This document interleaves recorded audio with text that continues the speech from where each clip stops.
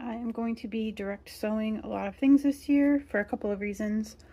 One, I only have so much room in my house. Two, some of these things like to be direct sown. And three, some of the seeds I have need to be planted this year, whether I like it or not, because they're going to expire otherwise.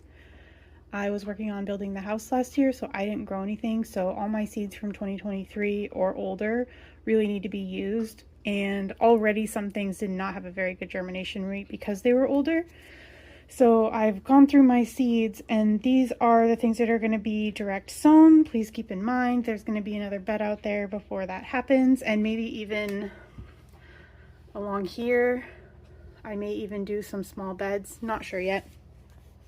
So the things I'm going to be direct sowing are a couple different varieties of pole beans.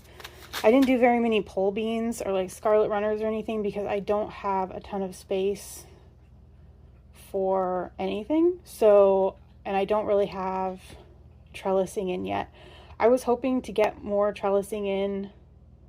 Not sure how, I mean, I am going to have to trellis some things, obviously squash, all that kind of stuff, but I didn't want to have to do a ton of trellising for extra pole beans.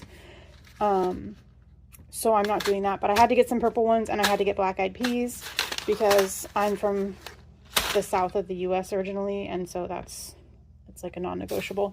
I'm also doing a bunch of bush beans. So I've got providers. I've got these dwarf purple French beans. I want a lot of my stuff to be purple. You'll see that's a theme. So anything purple I kind of bought. These Celines I think are like it's a wax bean, but I mean it's like a full size purple. I've got orca bush beans, which are so cute. Have you seen them before? I'm just going to show them to you because they're really adorable. They seriously look like orca whales. Look at them. They're so cute. And I'm getting these. I'm going to do most of my beans that can be dry. I'm going to mostly keep dry beans because they're much easier for me to store in a tiny house. Dragon's tongue, obviously, they're beautiful and really good for storing. I've got the golden wax and the pencil pod black wax. I haven't had these particular type before, but I really wanted to try them. So we'll see how that goes. I just want to expand my beans because it's, I don't eat meat. So beans are going to be a big source of my protein. I have a lot of chickpeas going. I'm about to start sprouting some lentils, so that I can get those in little starter pots before I go. So by the time I get back, they're ready to go, blah, blah. So anyway, I'm really upping my protein factor with the beans and stuff like that so that I have a lot of protein for over winter. These are all my squashes. I have tromboncino going already because I'm going to eat some of those. You can eat them like a zucchini when they're little. So I'm going to do some fresh eating of the tromboncinos, and then I'm going to store a bunch of them. But I'm also going to do these for winter. And then I'm doing pumpkins mostly for fun. These are like little decorative ones. And then the jack-o'-lantern pumpkins, because if I grow my own, I don't have to buy any. And I can have cute little decoration pumpkins. And they're also really good for... well, they're good for a lot of things, but anyway, they're great for composting, so that's part of it too. Okay, so I'm gonna do some bush cucumbers, and then I've got a lot of carrots out there already. I'm seeing how they do with germination, but I have still some of my Danvers half-longs. I have seeds left, and then I have another scarlet variety of carrots. These O. Candida seeds have been really good. They're getting old now, which is part of the reason I need to use them, but they've been really good. I'm doing some sweet corn, some watermelon. My ground cherries, these are determinate. You're supposed to start them indoors, but they have not been germinating for me. So I'm going to try to start some outside and see how that goes. I'm hoping for the best.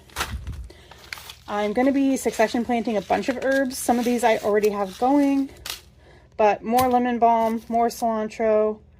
I've got two different things of cilantro. Oregano, more basil. These really need to be used. I did not mean to buy them with this weird little coating on there, but I've grown them before and it was fine. And then chamomile. Chamomile I'm going to dry a bunch for tea, so as much of that as I can get is great. And then the flowers. So I'm doing more snapdragons, zinnias. I've got these teddy bear sunflowers, which I think are really cute. I found some Texas bluebonnets. Can't even describe how happy that makes me. So I'm going to just plant these like wildflowers. I'm just going to spread them all around. I do know that although they're annuals, they do tend to self-seed. So I'm hoping that I will plant these and they'll come back every year. So I'm going to try and find a nice spot for them so I can have, you know, a little grouping of them. Amaranth, more. I have some echinacea, but it didn't do very well. So I'm going to start some more. And then I've got a couple other varieties of sunflowers. And the sunflowers, once this is gone, there's a log back there between this cleared out area and where it turns into woods, and it's really sunny. So I think I'm gonna do like a big wall of sunflowers back there. The teddy bear ones are short, so I'll probably do like these along the back and then nice thick row of these in the front. So that'll all be sunflowers over there. So that's the plan. I made a few decisions. We've got beans, and these are vining beans. 2 different types. And then I sort of chaos threw some carrots right in front. Not sure if you can see them everywhere, but there's a bunch right along front, just kind of regular orange carrots. And then over here I reseeded some Danvers half-long carrots. And then I'm going to put more beans in between these peas. These are snow peas, and originally this whole trellis would have been snow peas, except some of them did not make it. So I'm just going to fill up the trellis with more beans. Oh, and these are, sorry, I should tell you. So I've got purple peacock beans, and I've got cowpeas, which for me are called black-eyed peas, which are probably my favorite bean. So excited to see those. I went ahead and got all my beans planted. So this section is all bush beans. I've got French dwarf, dragon's tongue, pencil pod black wax beans, and then these are orca beans. How cute are they? I've got more planting done. What I'm planning is, so this is where those beans are. So this will be peppers all along. And then I'm gonna do squash here. So I've got 1, 2, 3 spots of acorn squash. And then I've got 1, 2, 3, 4 spots of butternut squash. And once those start sprouting, I'm going to go ahead and put in cattle panel trellises across this walkway for those to grow up. I do think actually the other thing I need to do, maybe I'll have peppers stop like here-ish. I think I'm going to go ahead and put my cucumbers here. I have collected this, it's pretty big, and it's piled up a bit. So this is the first round of leaves for mulching. So what I'm going to do first is water this raspberry bed and get these raspberries mulched. I oftentimes see toads in here. I haven't seen them in a while, actually, a couple days, a few days maybe, 3, I'm not sure. But I'll be very careful of leaving space for them. They often burrow right there. And they're either very, very burrowed or they're not there at the moment. But I'll be careful to leave them spaces to be as well.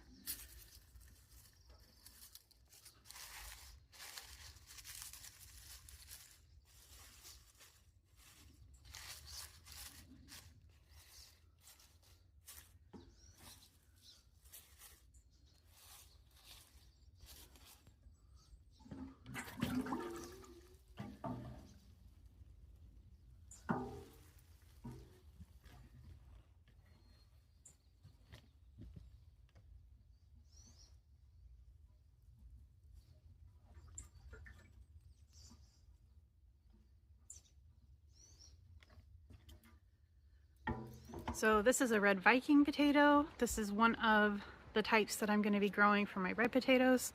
And what I will do with this potato is cut it right in half so that you have some nice eyes on both sides, and then you get more plants out of this one potato. I'll also be putting both halves of this potato and 2 halves of, actually I'm probably going to do 3 halves in each bucket. So this whole potato cut in half will go in a bucket, and then it'll get half of another potato. My yellow storage potatoes this year are Bintia. They are Scandinavian, I think. And these are great for storing. So I've got my half red potatoes cut, and then I'm going to go ahead and do my yellow potato. I have these filled up part of the way. The thing to remember about potatoes is they like to be hilled. So what I have found works really well is to start off with enough dirt to plant the potato in your pot, but then a lot of room above that to be able to hill them as they grow. That's just what I found works best for me. There's a lot of different ways to do things. You should do it the way that works best for you.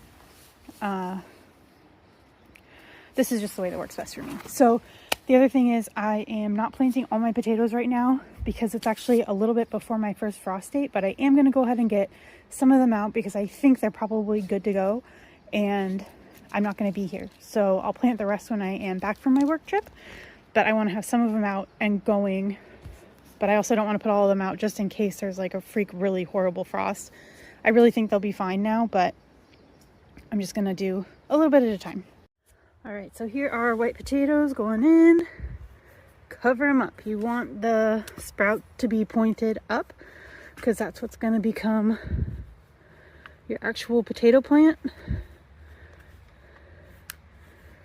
There we go. I've got my red buckets lined up over there. These are all going to be white. Those buckets over there plus a few other containers I have are what I'm going to plant when I get back from my work trip. And